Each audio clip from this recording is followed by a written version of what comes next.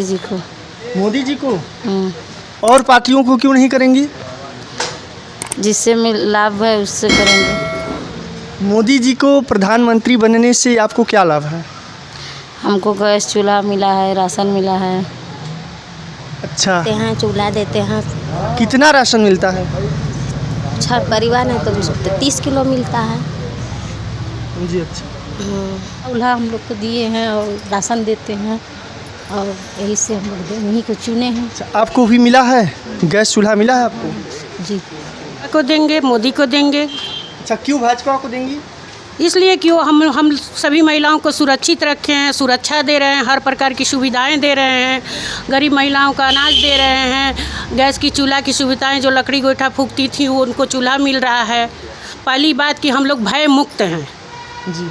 हाँ, सबसे बड़ी चीज़ कि हम लोग भय मुक्त हैं। तो क्या इससे पूर्व की सरकारों में आप भय मुक्त नहीं थी? हाँ, नहीं थे। जैसे क्या बदलाव आपको महसूस हो रहा है? हम लोग सुरक्षित हैं, कहीं भी शोषण हम लोग का नहीं हो रहा है। हम लोग महिलाओं को एक फ़ोन करने पर आ जाती है प्रशासन, हम लोग की सुरक्षा करती है। अच्छा, आपके नज़रिए से इस सरकार में प्रशासन व्यवस्था एकदम फिट है? सही है। बहुत बहुत धन्यवाद। अब अपना परिचय बताइए। जी साहब, मैं दिलीप कुमार जायसवाल राजू, बलुआ दुर्गा पूजा अध्यक्ष। अच्छा, आप यहाँ अध्यक्ष हैं। ये बताइए, अब की बार आप किसको वोट देना चाहेंगे? भाई जी देखिए, जो विकास करेगा उसको वोट तो पड़ेगा ही। आपकी नज़र में यहाँ कौन विकास किया है?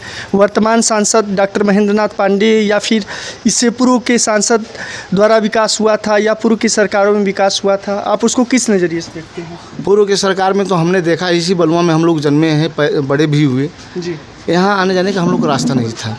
जी। जब से भाजपा सरकार आई, आप सामने प्रत्यक्ष रूप में देख सकते हैं कि बढ़िया सीसी रोड हम लोग को मिला और विकास की धारा बही।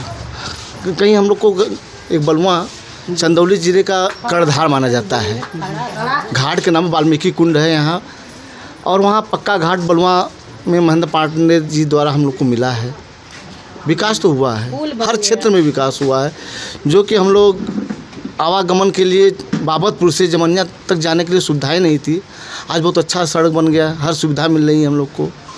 माननीय महेंद्र नाथ पांडे जी के द्वारा जिम खोला गया है बलुआ में, क्रीड़ा मैदान अच्छा बनवाया गया है। अब की बार आपको लग रहा है कि भाजपा की लड़ाई किससे है? देखिए, विपक्ष तो बहुत सी अफवाहें फैला रहे हैं, एक तरफा है। माननीय महेंद्र पांडे जी एक तरफा जीत रहे हैं यहाँ से। अफवाहें तो बहुत उड़ाई जा रही है। जिनके पास दुल्हा नहीं है बारात लेके चल दिया है, कम से कम भाजपा वालों के पास तो दुल्हा तैयार है। जी, धन्यवाद। अपना परिचय दे भैया। जी, अमृत चौरसिया। ये तो भगवा से ही भारत की पहचान है। भगवा से ही इस देश की अस्मिता और अखंडता में बल होता है। और आप जब देखते होंगे कि सूर्य नारायण का जब उदय होता है तो वहाँ भी भगवा होता है। तो आज पूरा चंदौली के साथ साथ पूरा हिंदुस्तान भगवामय है, इसमें कोई दो राय नहीं है। जहाँ तक की बात आपने चंदौली की तो पूज्य प्रधानमंत्री जी के नेतृत्व में और डॉक्टर महेंद्र नाथ पांडे जी जैसे कर्मठ, ईमानदार और जुझारू विकास पुरुष के नेतृत्व में भारतीय जनता पार्टी आज चंदौली में तीसरी बार लगातार कमल खिलाने जा रही है। जैसा कि आप अपना कैमरा घुमाएंगे तो पूर्व के साथी ने बताया कि आरसीसी रोड, बलुआ घाटों का निर्माण, टीन सेट का निर्माण, उसके बाद जब हम लोग यहाँ ये इस बलुआ के विषय में जब आप देखेंगे, सोचेंगे तो ये बलुआ एक ऐसी जगह है जब पतित पावनी मोक्षदायिनी माँ गंगा जी का प्रवाह होता है जी, निकलती है हिमालय की गोद से, तो ये यही एकमात्र वो जगह है, इस जगह में इतना बल है कि गंगा भी अपने धारा को मोड़ देती है। तो ये पश्चिम वाहिनी घाट है और यहाँ केवल एक गांव की बात की जाए तो अकेले विकास, यहाँ एक पश्चिम वाहिनी माँ गंगा बहती हैं और दूसरी तरफ देखेंगे जब आप नज़र उठा करके तो डॉक्टर महेंद्र नाथ पांडे जी द्वारा किया गया कार्य, जो विकास की गंगा यहाँ पे बह रही है, वो स्थिति यहाँ पे है। अकेले बलुआ एक ऐसा गांव है जहाँ पर लगभग बलुआ ग्राम सभा में 2 गाँव आते हैं, बलुआ ग्राम सभा और डेरवा खुर्द। तो बलुआ और डेरवा दोनों मिला करके ऐसे यही एक अकेले बलुआ ऐसा गांव है, बलुआ ग्राम सभा है, जहां पर लगभग 20 करोड़ रुपए से ऊपर का यहाँ विकास कार्य हो चुका है। तो इस नाते आप पूरे चंदौली लोकसभा की 5 विधानसभाओं में आप समझ सकते हैं किस प्रकार से सबका साथ, सबका विकास और सबका विश्वास को लेकर के समाज के दबे कुचले शोषित वंचित वर्ग को लेकर के आगे बढ़ रहा है। आज मैं पिछड़ी जाति से आता हूँ, मैं किस प्रकार से भयभीत था।